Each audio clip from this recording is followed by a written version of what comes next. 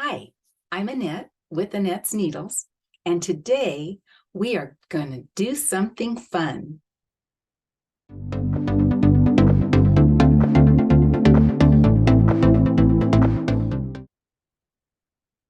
Hi, today we're going to do a step-by-step tutorial on the LeMoyne star. Now, this is the LeMoyne star block. You will notice it has 2, 4, 6, 8 diamonds in the completion, and then 4 corner plain squares. You can do it with using diamonds, and I have done that before, but I find it so much easier to use half square triangles. So I'm going to show you the easy way to make this LeMoyne star. It's called the LeMoyne star. It's named after a couple of brothers, LeMoyne brothers in Louisiana. Very interesting. But when Americans started using it, they started calling it the lemon star. So you'll see it by different names. So what you're going to need is a fat quarter of 3 different fabrics: a background, a light print, and a medium print. That I only have the black strip there so you can see the white. It wasn't showing up. So the fat quarter is very generous. Just these 3 6.5-inch square sets made 2 blocks with a few half square triangles extra. So you will be able to probably make 3. I can't promise that because I didn't cut mine from a fat quarter. So the entire block consists of half square triangles and then 2.5-inch squares of your background for the corner. So that's what you need to cut. So now what I'd like you to cut is 2 6.5-inch squares of the background fabric, 2 6.5-inch squares of print 1, and 2 6.5-inch squares of print 2. That's how I've got them labeled. And 4 2.5-inch squares of your background, and that's for the 4 corners. So let's make our half square triangles. I'm going to share my screen real quick to have a picture here for you to see the samples of grids that I have used in making half square triangles.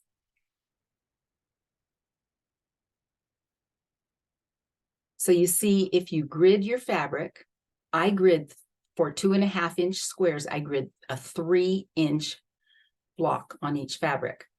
Now, if you make your grid, like you can't see me pointing at it, but where it says 8 half square triangles, that's what we're going to use today.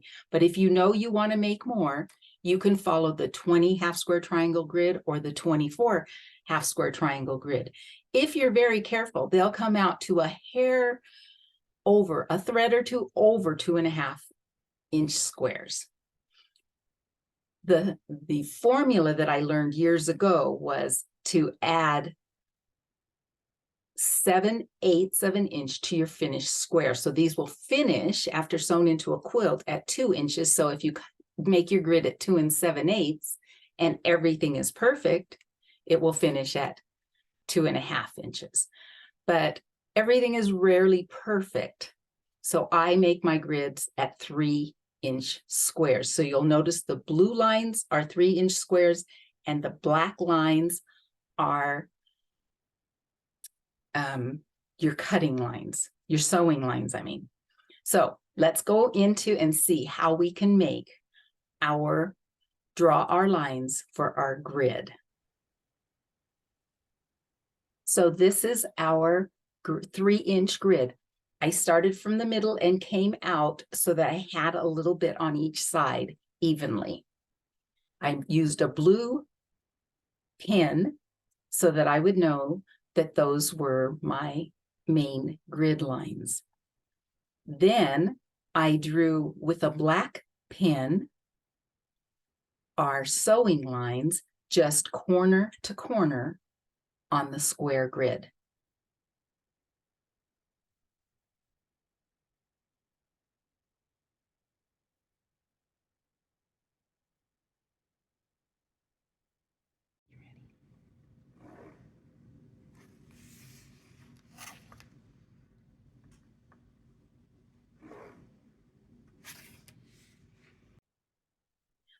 So our next step is, let me get down here, I have my notes, is to, you'll have all of those gridded out, and I will share another picture with you. So here is the lighter print starting to draw the grid. Now you will have your grid drawn on the two background pieces on the back of them and the one light print piece. Then you will put those right sides together, one background to one print, one background to one print two, and the darker one, and then one drawn one to one darker one of these and one of these together. So you can see how they're all ready to take to the sewing machine. So they're ready to sew. And now I'm going to insert a video of me sewing just on what I made as black lines. I'm going to sew 1/4 of an inch around on the inside of the black lines and 1/4 inch around on the outside of the black lines. So you'll see that in the video. Okay, here's the first one. I made myself a little circle for a starting point, but you don't have to do that. So now I have my 1/4 inch foot on, and I'm going to sew, insert my needle on the center line, lower my foot, and I'm using my 1/4 inch foot as a line. Let me move over just a pinch of how I'm sewing. So I'm going to follow this all the way around.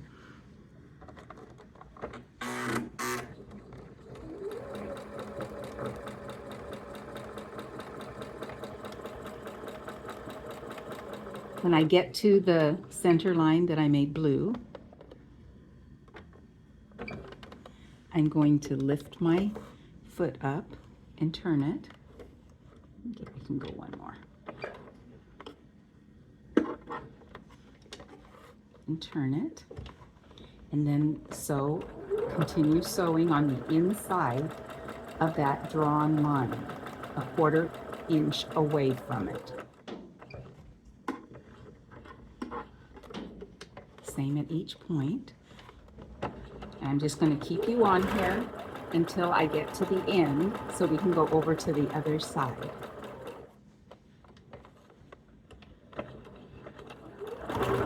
And you'll notice the pins are well out of the way of the sewing machine foot. Okay, so that worked good. If you feel a need to, you can back up. I don't usually. But let's go right straight over. And this particular foot has 1/4 inch on each side. So now I'm 1/4 inch away from the line on that side.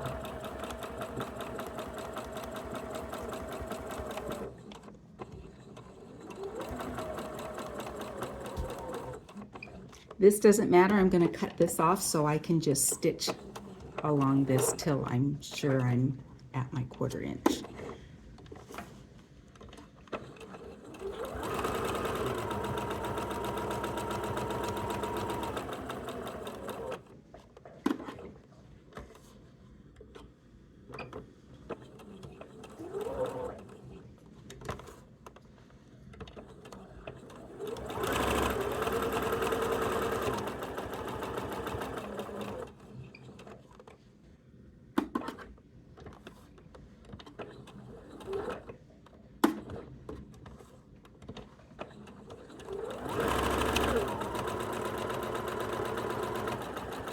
Now, when I'm at the end, I'm done. Can you just... And so now this is done. I'm going to cut on all of the lines. Take the pins out, and either with scissors or my rotary cutter. And now I have made 8 half-square triangles with the background and the print fabric. Okay, so now The next step is to cut on all the lines. But what I want to remind you is when you're cutting on the blue line, what I've drawn as blue lines, this is going to be the edge of your half square triangle. So stay right on the line, don't wobble. When you're cutting on the gray lines, a little wobble won't matter because that's your seam allowance. So, okay, let's cut the gray lines off first. You can use scissors on it. It's not a problem. Actually, I'm going to cut my borders off first. On the borders, these will be your finished square edge. So I am making sure I'm right on the line and I'm not going to wobble as I cut it off. So the blue lines I've drawn are the edge of your finished square.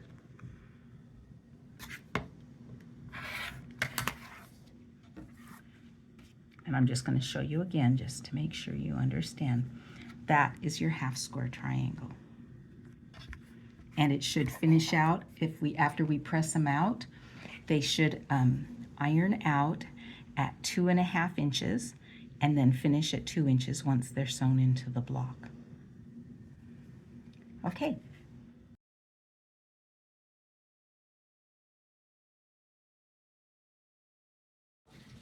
I want to talk about pressing. We are going to press. When you press, you first press it to soften your threads, to let them know you're going to put them in a right place. And then you see there's a darker and a light. I'm pressing them all to the darker on the center pinwheel pieces.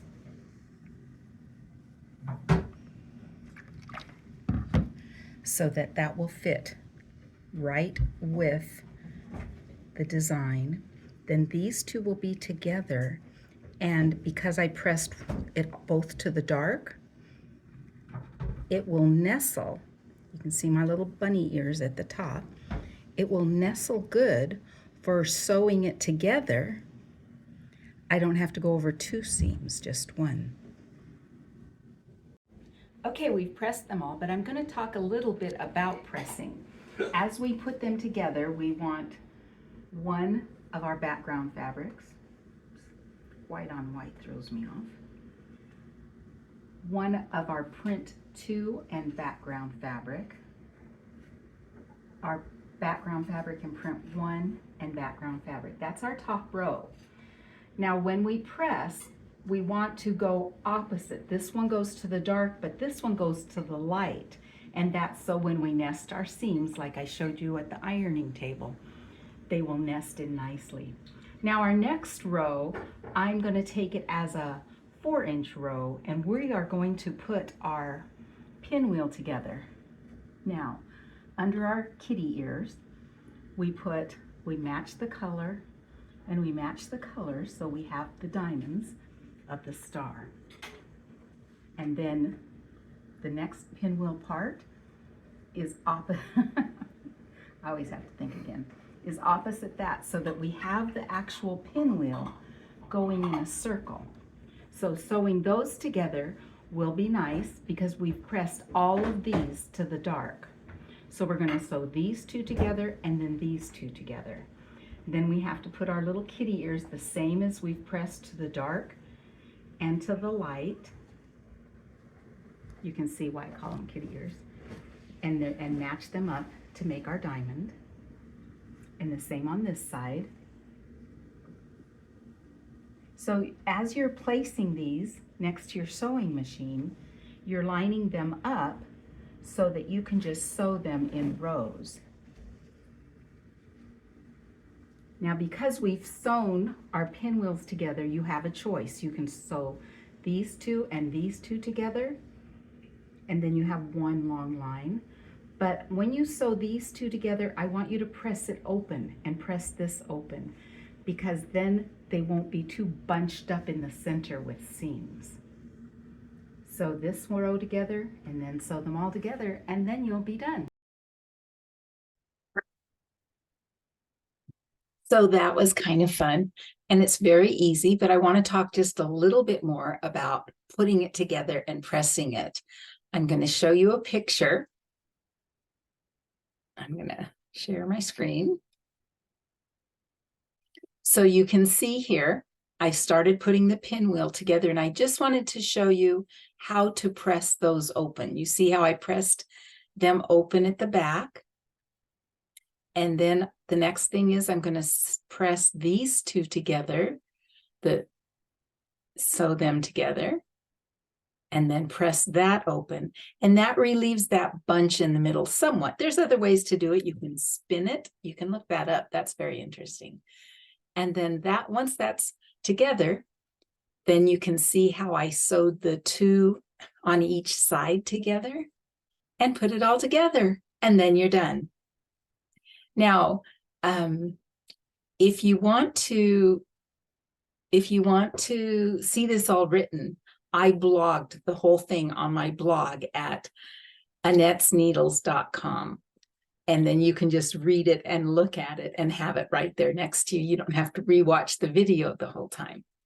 But it's been fun showing this to you, and I think that you'll enjoy making your LeMoyne or lemon star. I hope to see you again next time. Bye.